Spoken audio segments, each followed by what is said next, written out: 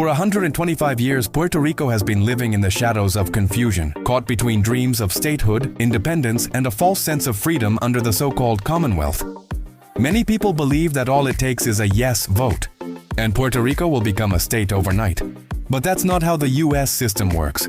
In fact, there's a crucial step that comes before statehood, one that most people never talk about. It's called incorporation.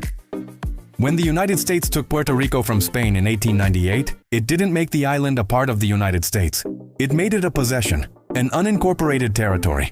That means Puerto Rico belongs to the United States, but it's not part of the United States.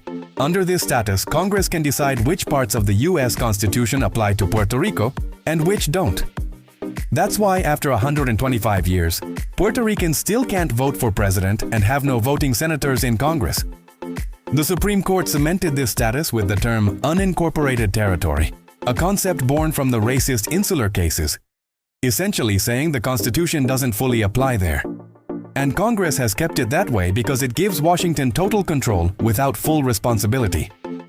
Every few years, people are told to vote again, statehood or independence. But here's the truth.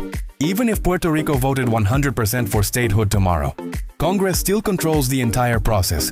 Because before Puerto Rico can ever become a state, Congress must first vote to incorporate the island.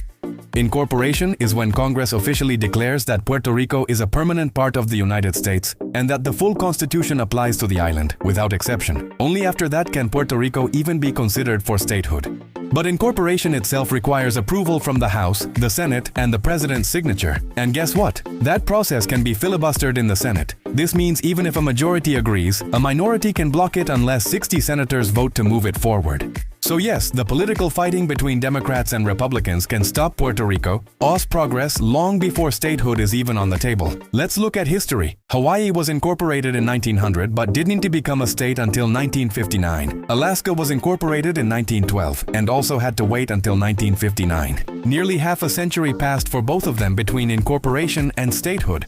So Puerto Rico could be incorporated and still wait another 100 years.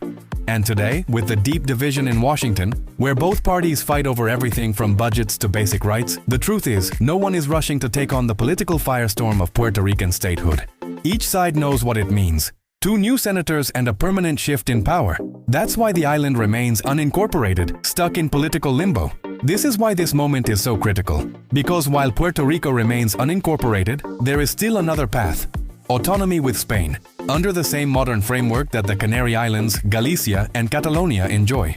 A path that gives Puerto Rico full self-government, representation, access to the European Union, and cultural respect, without waiting for Congress to decide our future. But once Puerto Rico becomes incorporated, that door to autonomy closes forever. It would mean the island becomes part of the US Constitution, permanently. So before anyone celebrates another vote for statehood, remember, it's not just a question of yes or no. It is a question of who controls the first move, and what we lose when we give up our last chance at real autonomy.